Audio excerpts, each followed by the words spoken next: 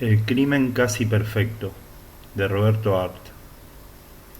La coartada de los tres hermanos de la suicida fue verificada. Ellos no habían mentido. El mayor, Juan, permaneció desde las 5 de la tarde hasta las 12 de la noche. La señora Stevens se suicidó entre las 7 y las 10 de la noche, detenido en una comisaría por su participación imprudente en un accidente de tránsito. El segundo hermano, Esteban, se encontraba en el pueblo de Lister desde las 6 de la tarde de aquel día hasta las 9 del siguiente, y en cuanto al tercero, el doctor Pablo, no se había apartado ni un momento del laboratorio de análisis de leche de la ERPA Compañía, donde estaba adjunto a la sección de dosificación de mantecas en las cremas.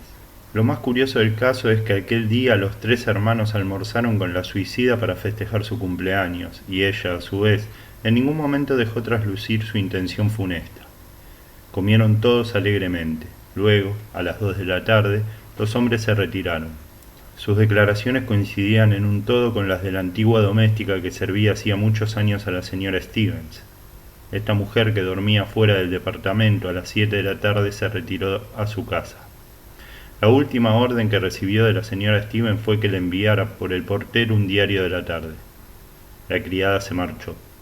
A las 7:10, el portero le entregó a la señora Stevens el diario pedido, y el proceso de acción que ésta siguió antes de matarse se presume lógicamente así.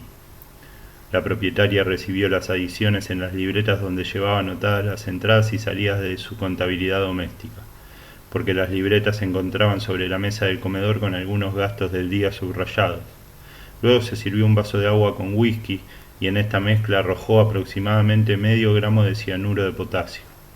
A continuación se puso a leer el diario, bebió el veneno y, al sentirse morir, trató de ponerse de pie y cayó sobre la alfombra.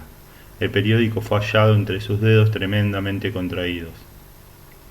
Tal era la primera hipótesis que se desprendía del conjunto de cosas ordenadas pacíficamente en el interior del departamento. Pero, como se puede apreciar, este proceso de suicidio está cargado de absurdos psicológicos. Ninguno de los funcionarios que intervinimos en la investigación podíamos aceptar congruentemente que la señora Stevens se hubiese suicidado. Sin embargo, únicamente la Stevens podía haber echado el cianuro en el vaso. El whisky no contenía veneno. El agua que se agregó al whisky también era pura.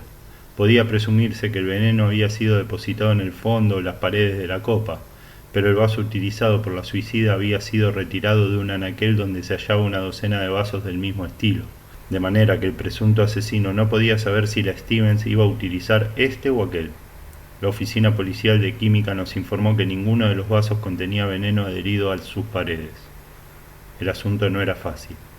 Las primeras pruebas mecánicas como las llamaba yo, nos inclinaban a aceptar que la viuda se había quitado la vida por su propia mano. Pero la evidencia de que ella estaba distraída leyendo un periódico cuando la sorprendió la muerte transformaba en disparatada la prueba mecánica del suicidio. Tal era la situación técnica del caso cuando yo fui designado por mis superiores para continuar ocupándome de él. En cuanto a los informes de nuestro gabinete de análisis, no cabía dudar. Únicamente en el vaso donde la señora Stevens había bebido se encontraba veneno. El agua y el whisky de las botellas eran completamente inofensivos. Por otra parte, la declaración del portero era terminante. Nadie había visitado a la señora Stevens después de que él le alcanzó el periódico. De manera que si yo, después de algunas investigaciones superficiales, hubiese cerrado el sumario informando de un suicidio comprobado, mis superiores no hubiesen podido objetar palabra. Sin embargo, para mí, cerrar el sumario significaba confesarme fracasado.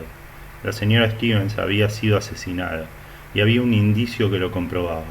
¿Dónde se hallaba el envase que contenía el veneno antes que ella lo arrojara en su bebida? Por más que nosotros revisamos el departamento, no fue posible descubrir la caja, el sobre o el frasco que contuvo el tóxico. Aquel indicio resultaba extraordinariamente sugestivo. Además, había otro. Los hermanos de la muerta eran tres bribones. Los tres, en menos de 10 años, habían despilfarrado los bienes que heredaron de sus padres. Actualmente sus medios de vida no eran del todo satisfactorios. Juan trabajaba como ayudante de un procurador especializado en divorcios. Su conducta resultó más de una vez sospechosa y lindante con la presunción de un chanta. Esteban era corredor de seguros y había asegurado a su hermana en una gruesa suma a su favor. En cuanto a Pablo, trabajaba de veterinario, pero estaba descalificado por la justicia e inhabilitado para ejercer su profesión, convicto de haber dopado caballos. Para no morirse de hambre, ingresó en la industria lechera, donde se ocupaba de los análisis. Tales eran los hermanos de la señora Stevens. En cuanto a esta, había enviudado 3 veces. El día de su suicidio cumplió 68 años, pero era una mujer extraordinariamente conservada, gruesa, robusta, enérgica, con el cabello totalmente renegrido. Podía aspirar a casarse una 4ª vez y manejaba su casa alegremente y con puño duro. Aficionada a los placeres de la mesa, su despensa estaba excelentemente provista de vinos y comestibles, y no cabe duda de que sin aquel accidente la viuda hubiera vivido 100 años. Suponer que una mujer de ese carácter era capaz de suicidarse es desconocer la naturaleza humana. Su muerte beneficiaba a cada uno de los 13 hermanos con 230.000 pesos. La criada de la muerta era una mujer casi estúpida y utilizada por aquella en las labores groseras de la casa. Ahora estaba prácticamente aterrorizada al verse engranada en un procedimiento judicial.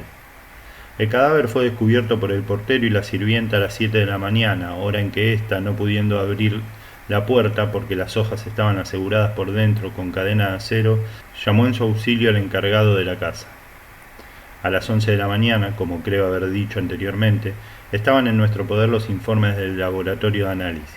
A las 3 de la tarde abandonaba yo la habitación en que quedaba detenida la sirvienta, con una idea brincando en mi imaginación.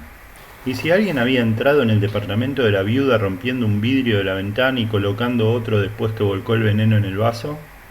Era una fantasía de novela policial, pero convenía verificar la hipótesis. Salí decepcionado del departamento. Mi conjetura era absolutamente disparatada. La masilla solidificada no revelaba mudanza alguna.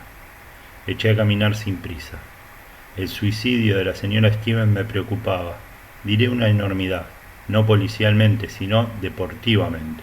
Yo estaba en presencia de un asesino sagacísimo, posiblemente uno de los 3 hermanos que había utilizado un recurso simple y complicado, pero imposible de presumir en la nitidez de aquel vacío. Absorbido por mis cavilaciones, entré en un café y tan identificado estaba en mis conjeturas que yo, que nunca bebo bebidas alcohólicas, automáticamente pedí un whisky.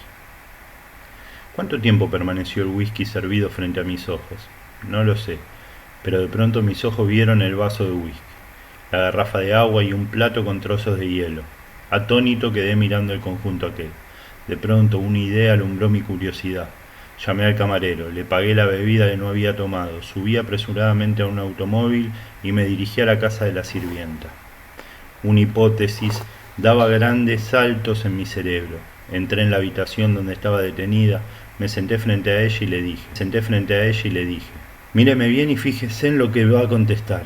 La señora Stevens, ¿tomaba el whisky con hielo o sin hielo? Con hielo, señor. ¿Dónde compraba el hielo? No lo compraba, señor. En casa había una heladera pequeña que lo fabricaba en pancitos. Y la criada, casi iluminada, prosiguió a pesar de su estupidez. Ahora que me acuerdo, la heladera, hasta ayer que vino el señor Pablo, estaba descompuesta. Él se encargó de arreglarla en un momento. 1 hora después nos encontrábamos en el departamento de la suicida.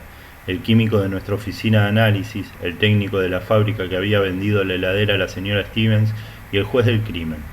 El técnico retiró el agua que se encontraba en el depósito congelador de la heladera y varios pancitos de hielo. El químico inició la operación destinada a revelar la presencia del tóxico y a los pocos minutos pudo manifestarnos. El agua está envenenada y los panes de este hielo están fabricados con agua envenenada. Nos miramos jubilosamente. El misterio estaba desentrañado. Ahora era un juego reconstruir el crimen. El doctor Pablo, al reparar el fusible de la heladera, defecto que localizó el técnico, arrojó en el depósito congelador una cantidad de cianuro disuelto. Después de lo que aguardaba, la señora Stevens preparó un whisky. Del depósito retiró un pancito de hielo, lo cual explicaba que el plato con hielo disuelto se encontrara sobre la mesa, el cual, al derretirse en el alcohol, lo envenenó poderosamente debido a su alta concentración. Sin imaginarse que la muerte la aguardaba en su vicio, la señora Stevens se puso a leer el periódico, hasta que, juzgando el whisky suficientemente enfriado, bebió un sorbo. Los efectos no se hicieron esperar. No quedaba sino ir en busca del veterinario. Inútilmente lo aguardamos en su casa. Ignorábamos dónde se encontraba. Del laboratorio donde trabajaba nos informaron que llegaría a las 10 de la noche. A las 11 yo, mi superior y el juez nos presentamos en el laboratorio de la ERPA. El doctor Pablo, en cuanto nos vio comparecer en grupo, levantó el brazo como si quisiera anatemizar nuestras investigaciones. Abrió la boca y se desplomó inerte junto a la mesa de mármol. Lo había muerto un síncope. En su armario se encontraba un frasco de veneno. Fue el asesino más ingenioso que conocí. El crimen casi perfecto de Roberto